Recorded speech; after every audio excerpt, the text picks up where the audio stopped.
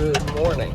It is Thursday, August 10th, and I'm currently on my way to my second service call of the day. I just finished up with this Rheem warranty call. They have to send a part over to them. But my next call is AC not cooling properly. It's a customer that we have a lot of history with in the dispatching app, so let's see what it is. Hopefully it's something simple.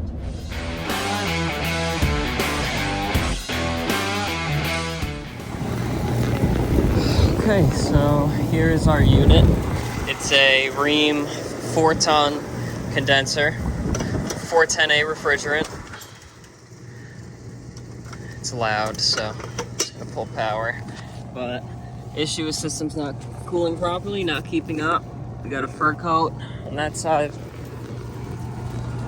and on this side as well. So first things first, we're gonna be cleaning it. And let's take a look at this one. Same thing, we're gonna be cleaning them both.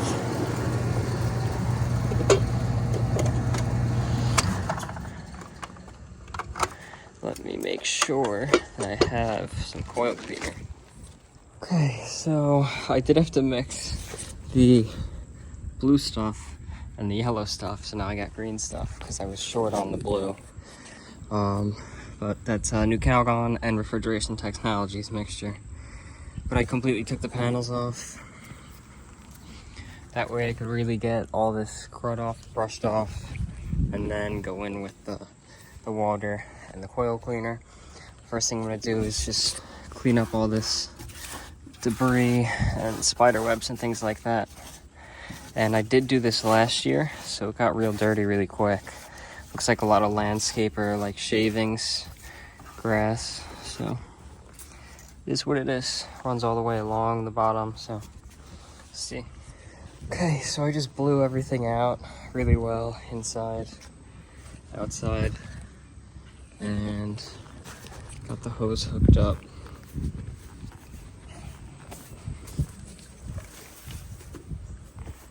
And there's a kink. Turn this on. And I'll rinse, I'll apply chemical, let that sit, and then rinse. But these chemicals are really, these coils are really brittle and falling apart. Incredibly dusty too. But I'll blow through with water, get them as clean as possible that way, and really soak the coil down before I apply the chemical.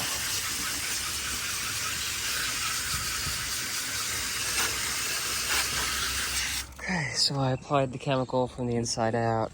We'll let that sit for a while I rinse off this one, and then we can rinse this one out after.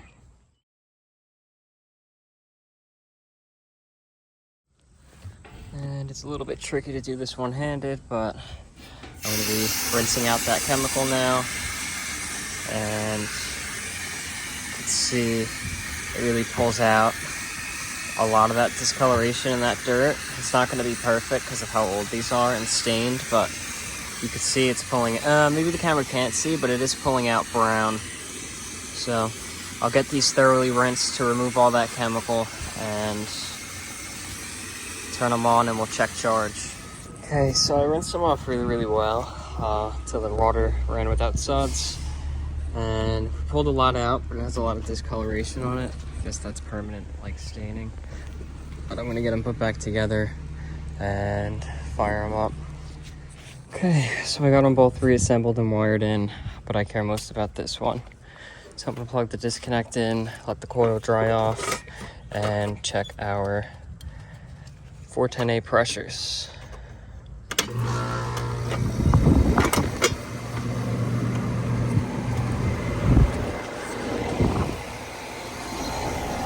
So already actually sounds quieter, but it's also wet, so let's see. Got some extra screws here. Get my testo probes and hook up. Okay, our probes, just hooked them up, waiting for the pressures to stabilize. But took out my meter, take an amp draw on our compressor. Hard to do one-handed. Ooh, 12 12.2, 11.7. It's pretty high.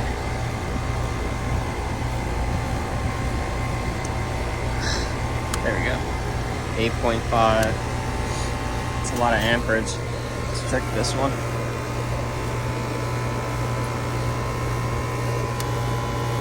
11. Yep, 11. 11.8, 11.9. So, not the most efficient, but very high subcooling, very low superheat so far, but we did just turn it on, so we'll give it some time. Okay, so it's not even 80 degrees out, and we have 101 PSI, 101 degrees on our condenser coil. It's discharging super hot. I mean, it's so old and it's become so brittle that I don't think it's really pulling the heat out too well. But yeah, our pressures, they don't look the best, but they don't look awful.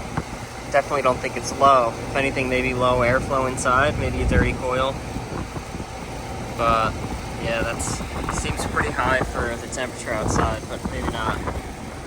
Okay, so this is about where our pressures are staying, so I guess it is what it is. Hopefully it's gonna work a lot better now that we can get some good airflow across it, even if it's not the best condition coil. Some spots, like particularly on this one, we're actually completely blowing out. But she knows, I told her that it's starting to get in pretty rough shape. And here's our discharge temperature, which is probably really loud in the camera now, but 97.7.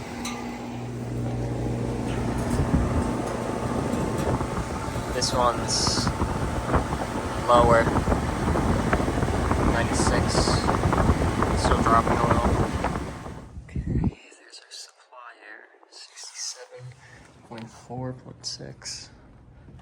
Our return was 78. I took it here. So about a 10-degree delta, which is not fantastic, but it is what it is. So yeah, that's gonna be it. It was a short video. Not much I could really do. But I'm on my way now to Mike to help take some measurements on an AC system that we'll be replacing at a massive house. So hope you enjoyed watching. Like the video if you liked it. Comment any advice or criticisms or feedback, and subscribe. Thanks for watching.